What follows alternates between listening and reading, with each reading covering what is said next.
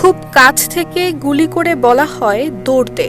গুলিবিদ্ধ অবস্থাতেই মাটিতে ছেঁচড়ে প্রায় 50 মিটার গিয়েছিল 11 বছর বয়সী সায়াদ। সেই ভয়াল দিনের কথা স্মরণ করে কান্না বিজড়িত কণ্ঠে তার বাবা বাহাদুর খান বলছিলেন, অনেক কাছে থেকে গুলি করছে, গুলি করে বলছে যে তুই দৌড় দে। এখানে পুলিশে গুলি করছে, পুলিশের সাথে আবার ওই আওয়ামী লীগের কিছু হেলমেট বাহিনীও ছিল। তখন ওরা গুলি করে বলে দৌড় দে।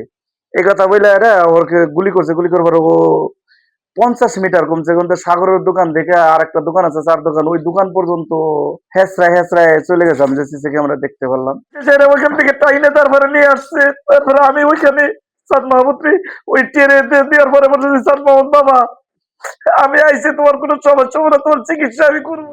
20 জুলাই বৈষম্য বিরোধী ছাত্র আন্দোলনের সময় সাভারে গুলিবিদ্ধ হয়ে নিহত হয় 6ষ্ঠ শ্রেণী পড়ুয়া মাদ্রাসা ছাত্র সায়াদ মাহমুদ খান।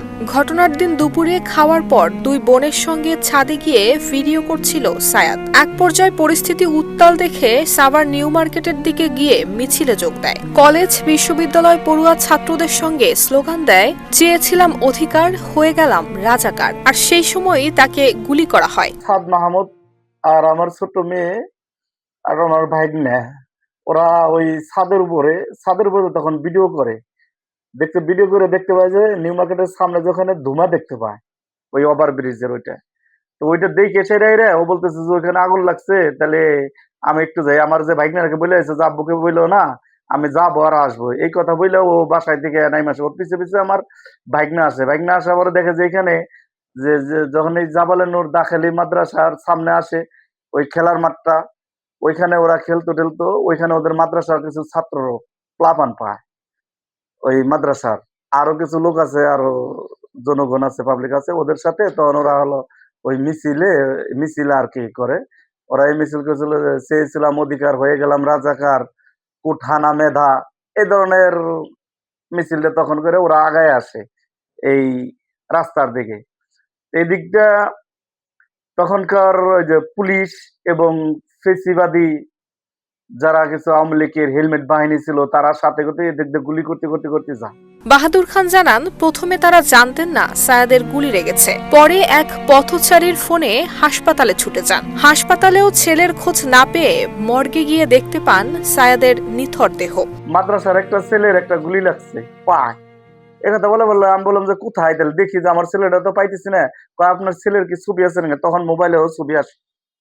তখন হঠাৎ করে আমরা দুজনে কান্নাকাটি করে হারা যাই বলেছি, আবার খোঁজাখুঁজি করতেছি। তখন এক ওই পথচারী আর কি, তখন উনি দেখা যায় মোবাইলে ওর জুতাটা আমি ওই জুতাটা কুরবানি দেশে যাওয়ার পরে ওই রাজফুলবাড়ি থেকে ওর জুতাটা কিনে দেখি, জুতাটা ওর খুব পছন্দ, বার্মিজ জুতাটা ওর পাইছিল। তখন দেখি ওই জুতাটা রক্ত মাখানো। তখন আমি বললাম যে হ্যাঁ, এটা তো আমার ছেলে, এটা তো আমার সাদ মাহমুদ খান, তা কোথায় গুলি লাগছে, কই নিয়ে গেছে? ওনারা বলতেছে ওই বাসায় নিয়েছিল, বাসায় থেকে আবার প্রজন্ম হসপিটালে নিয়েছে। তখন আমরা প্রজন্ম হসপিটালে যাওয়ার পরে বলে যে ওইখান থেকে বলে যে না, এনামে নিয়ে গেছে অটোতে করে সেরে। তখন আমরা এনামে যাই, এনাম মেডিকেলে যাই, আমরা অনেক খোঁজাখুঁজি করি এরা মানে ওইখানে ইমার্জেন্সিতে পাই না।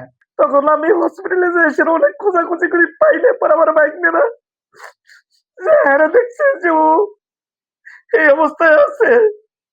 তখন হসপিটালের থেকে 7:30 দিকে বলে যে সাদ মাহমুদ ও তো নাকি দেন যে ছেলেটা কেন ওরা যায়, সেটা খোঁজাখুঁজি করে ওখান থেকে নিয়ে যায়। পরে আমার মেয়ে তাসলিম খান গণস্বাস্থ্য বিশ্ববিদ্যালয়ে লেখাপড়া করে, ও আইসে সেরে ওইখান থেকে টাইনে তারপরে নিয়ে আসছে। তারপরে আমি ওইখানে সাদ মাহমুদ ওই টেনে দেওয়ার পরে বলছি, সাদ মাহমুদ বাবা আমি আইসি, তোমার কোনো সমস্যা হবে না, তোমার চিকিৎসা আমি করবো। তখন ডাক্তাররা বলে যে সাদ মাহমুদ খান ঘটনার দিন রাতেই দাফন করার জন্য চাপ আসতে থাকে আওয়ামী লীগের স্থানীয় লোকজন এবং থানা পুলিশের পক্ষ থেকে। হুমকি দেয়া হয় থানায় নিয়ে যাওয়ার, কিন্তু তাতে রাজি না হয়ে পরদিন সকাল 9টায় সম্পন্ন হয় সায়াদের দাফন। ঘটনার 1 বছর পেরিয়ে গেলেও স্বাভাবিক জীবনে এখনো ফিরতে পারেনি সায়াদের পরিবার। সন্তান হত্যার বিচারই যেন রাষ্ট্রের কাছে একমাত্র চাওয়া তাদের। নুসরাত জাহান মেহেক, ঢাকা পোস্ট।